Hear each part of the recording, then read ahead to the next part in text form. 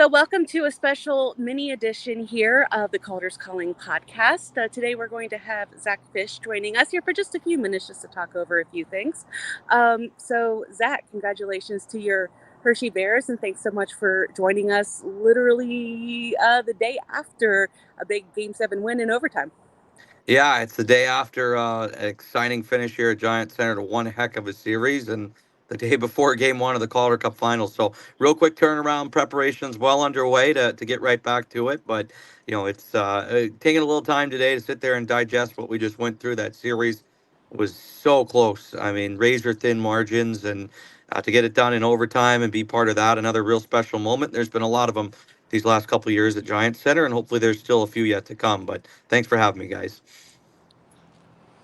Yeah, Zack, I guess I'll just kick off by saying, how was it from your perspective watching this series unfold? Obviously, a lot of elation, a good finish yesterday, but we also had, you know, potential history on both sides of the coin, depending on how the Bears finished. Being one of the few teams in AHL history to, potentially be on the wrong side of a 3-0 series.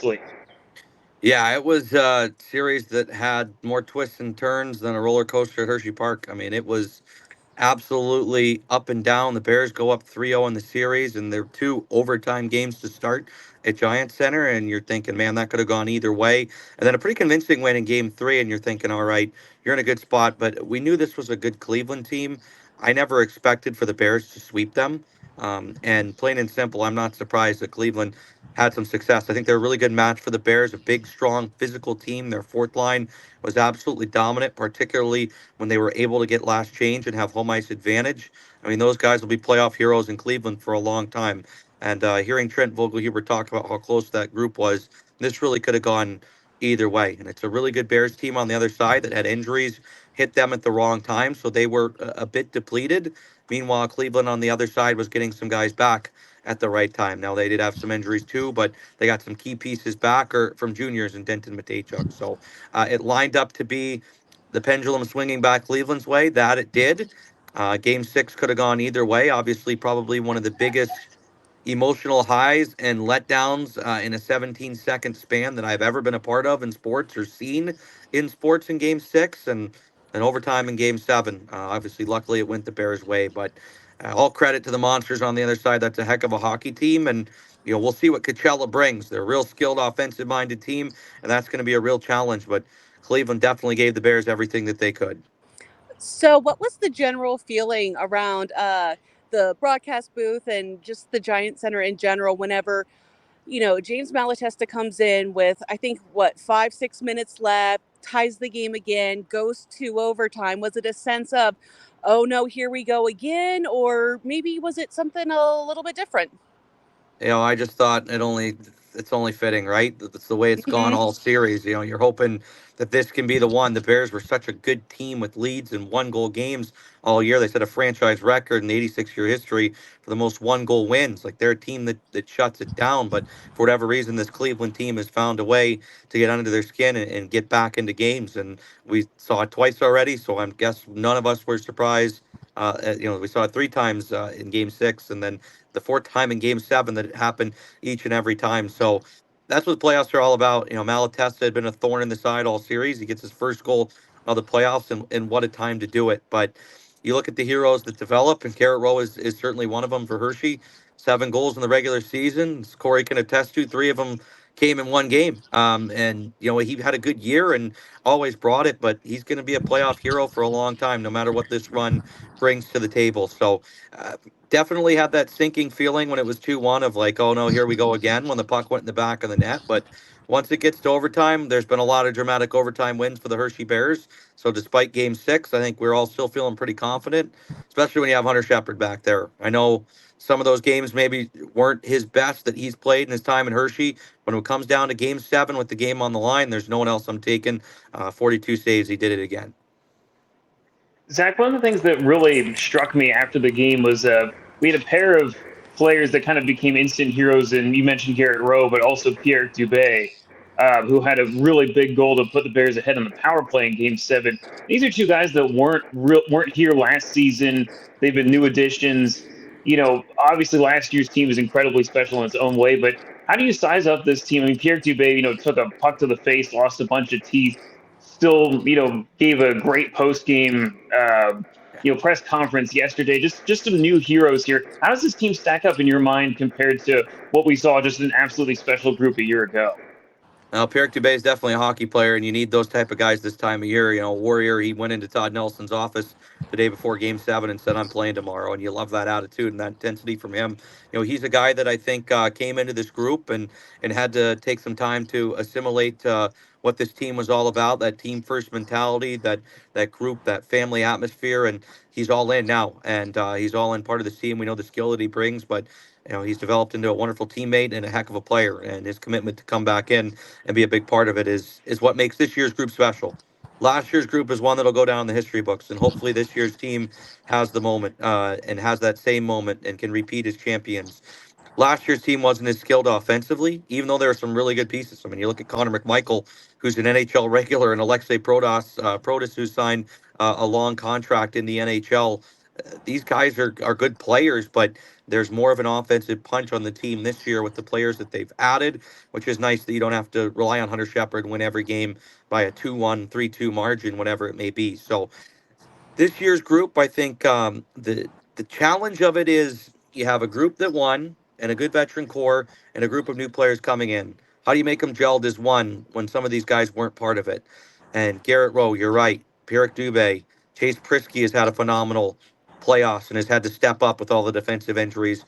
They weren't here last year, but they've come into the group and accepted, and they're hungry to win. And they saw what the guys did last year, and they want to be a part of that.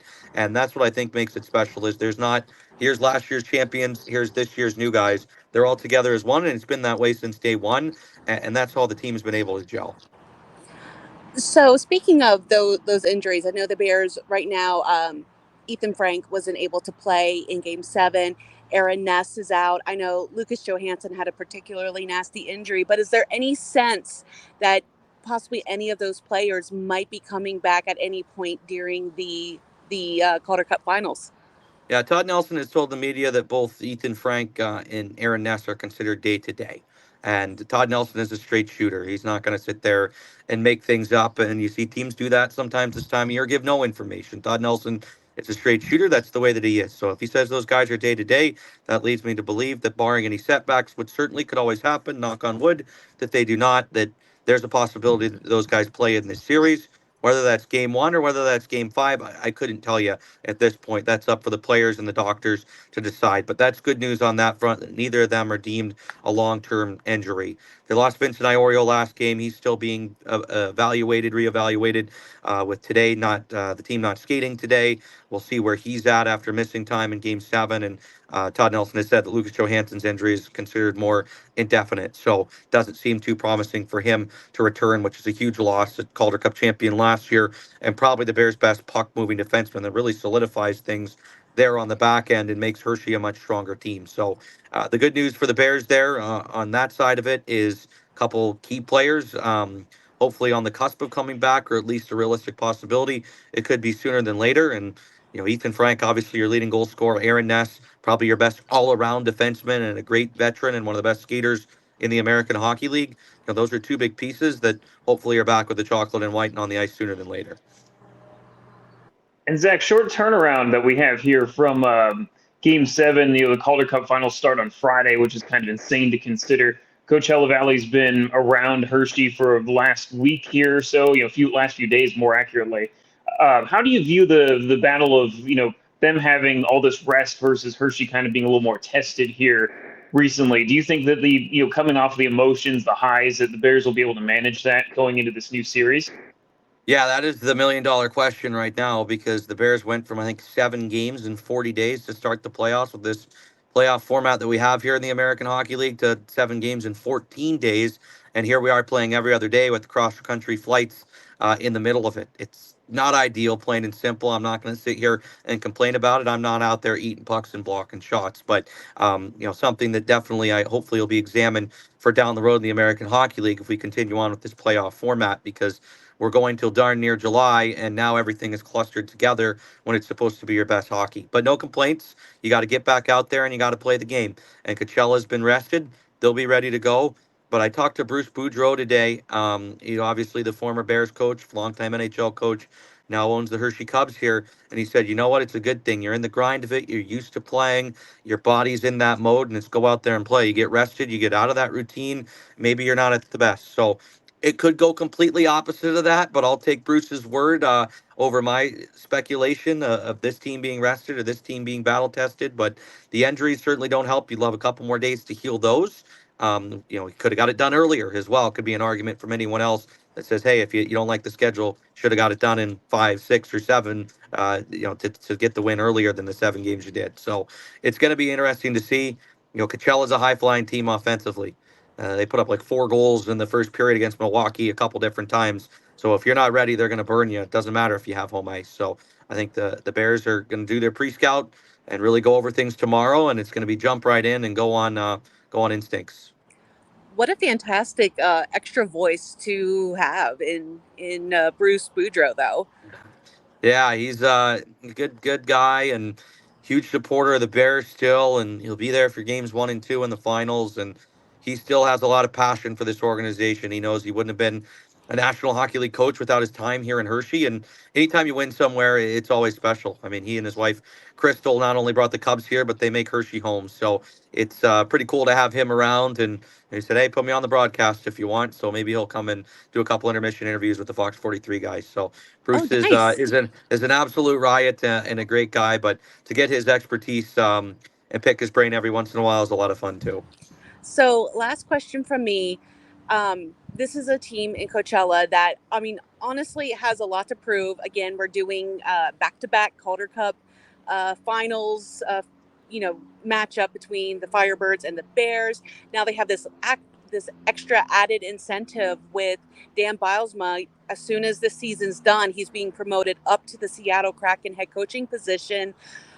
Just kind of what's the vibe around the Bears right now, and who do you see possibly popping through in this next series?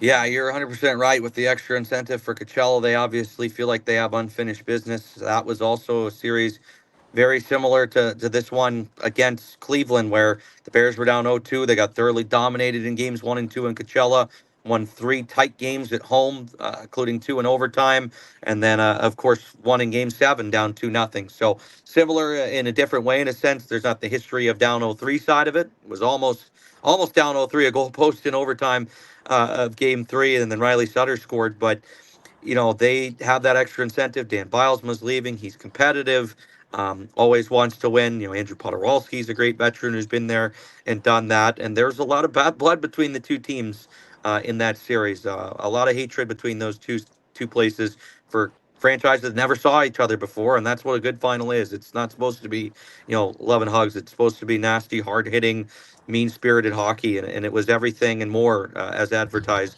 last year in the final. So I expect nothing but the same of that. But I think for the Bears, there's a quick breath, quick pause that was had this morning.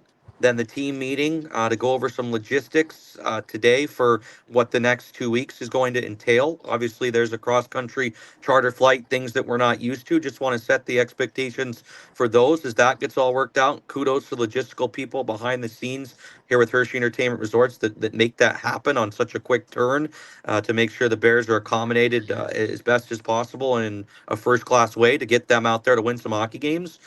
But there's a lot that goes on in that. So after the breath, after the focus and dialed in, now everybody's excited and ready. And yeah, they played a lot of hockey. Yeah, it's a banged up group, but it's a tight knit locker room, and I think they're really excited to go for this challenge. And Coachella being here, sitting around these last couple days, they're going to be ready too. But the guys that were here last year know what that rivalry is all about, and the guys that weren't here last year, if sometimes some of them got a taste of it. Jimmy Huntington was with Milwaukee and was in the Western Conference Finals last year. Matthew Phillips played him in the playoffs last year. I was talking to Chase Prisky today. He played him once when he was in San Diego. Osipov, like a lot of these guys know Coachella Valley already and kind of their what they bring. So there's plenty of incentive to go out there. And full credit to the Firebirds. That another amazing season. They're going to be a real tough opponent. The only thing really different about this time around, outside some of the personnel, is the Bears have home ice advantage. So hopefully they can take advantage of that home ice advantage with Giant Center being such a tough place to play, and do the same thing they did to Coachella Valley last year and win some of those tight games at home. Well, Zack, thank you again so much for taking your time out of your super busy schedule here the day after a fantastic Game 7 and before you get started with that. But best of luck to your team. Have fun on the call, and we'll be watching. Thank you very much. I appreciate you guys having me. Can't wait to get going and get back to the desert. Going to be a lot of fun. Appreciate it.